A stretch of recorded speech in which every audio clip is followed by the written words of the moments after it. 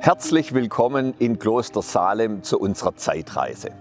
Kloster Salem ist das Musterbeispiel eines wohlhabenden, eines lebendigen, eines kunstsinnigen großen Klosters in der Barockzeit im 17. und 18. Jahrhundert.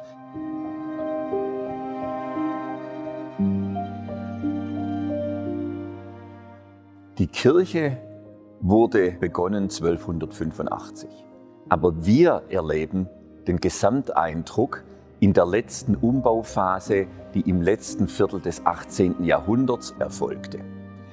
Hinter mir auf dem Vierungsaltar verdichtet sich das gewandelte Selbstverständnis des Ordens und der Äbte im 18. Jahrhundert nahezu beispielhaft. Zunächst ist es Zeichen für einen Funktions- und Nutzungswandel. Der Altar, der Hochaltar, kam von der Ostseite, wo er bis dahin nur exklusiv dem Mönchschor, also den Priestermönchen, zur Verfügung stand, in die Kirchenmitte. Aber jetzt war die Kirche zumindest an hohen Feiertagen nicht mehr nur für die Laienbrüder geöffnet, jetzt waren die Untertanen, die Dorfbewohner zugelassen. Gleichzeitig zeigt uns die Größe des Kirchengestühls hinter uns, wie lebendig das Kloster selbst Ende des 18. Jahrhunderts war. 60 Mönche und 12 Laienbrüder besaß das Kloster, als es 1803 aufgelöst wurde.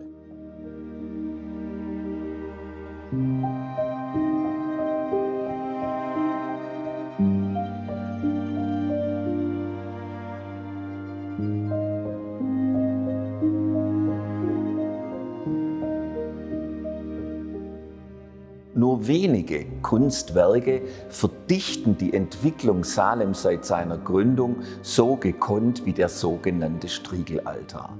Seinen Namen hat er von seinem Schöpfer Bernhard Striegel, einem Memminger Maler, der um 1507 den Auftrag übernahm. Der Altar selbst, insbesondere die Gemälde von Striegel, die Schnitzarbeiten hat er vermutlich in Auftrag geben lassen, ist nicht nur eines der besten Kunstwerke des Künstlers selbst, es ist darüber hinaus eines der wesentlichen Kunstwerke der Dürerzeit insgesamt und von großer Bedeutung für den Übergang der Gemälde aus gotischer Zeit in die frühe Neuzeit.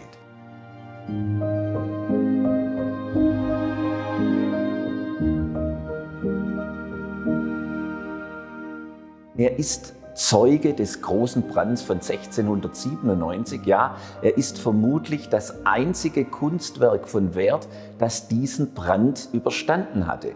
Der kunsthistorische Wert ist ganz wesentlich durch den linken Altarflügel geprägt. Es ist vermutlich die erste Nachtszene in der deutschen Malerei.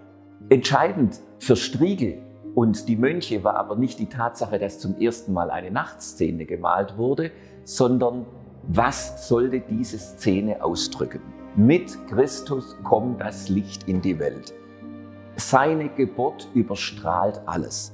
Alles ist auf ihn konzentriert, weil in ihm haben wir den Erlöser der Welt. Und dieses Licht, das vom Gottessohn ausgeht, ist so hell und so bannend, dass es selbst die Kerze von Josef, den wir im Hintergrund sehen, wie er sie mit der Hand vor dem Windzug schützt, überstrahlt.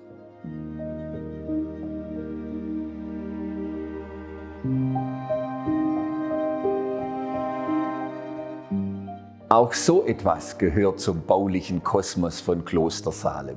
Wir stehen in einem der wenig erhaltenen Prunkmarställe in Deutschland. Und das macht die besondere Bedeutung dieses Marstalls für uns heute in Salem aus. Wo gibt es so etwas? Boxen für Reitpferde und sie haben die Möglichkeit, nicht nur auf die Haferbüschel, sondern auch auf Fresken zu schauen.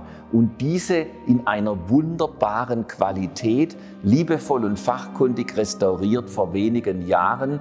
Brüder hieß der Freskant, ein armer Bauernknabe, der durch die Ausbildung des Klosters erst zu seinen künstlerischen Fertigkeiten kam.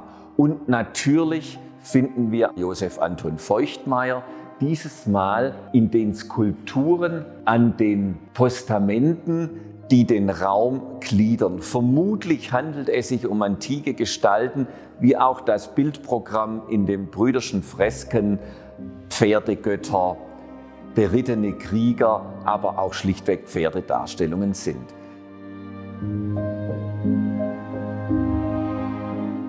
Welch ein Raumeindruck! Der Kaisersaal in Kloster Salem. Wie viel herrschaftliche Pracht in einem Mönchskonvent. Dieser Kaisersaal ist nicht nur einer der frühesten des Typus Kaisersaal, sondern er ist auch einer der komplexesten. Mit einer ganz eigenständigen Ausprägung des Bildprogramms. Hier geht es nicht um Kaiserlob, sondern hier geht es um die Einforderung der reichsrechtlichen Stellung des Klosters. Der Saal entstand nach einer Phase, in dem der Konvent ernsthaft überlegt hat, die Unabhängigkeit eines Reichsstandes aufzugeben und landsässig zu werden, weil es kostete Geld. Er entschied sich dagegen und in dieser Phase wurde der Saal ausgeprägt. Er wurde von Franz Josef Feuchtmayer auf das Faszinierendste ausstückiert.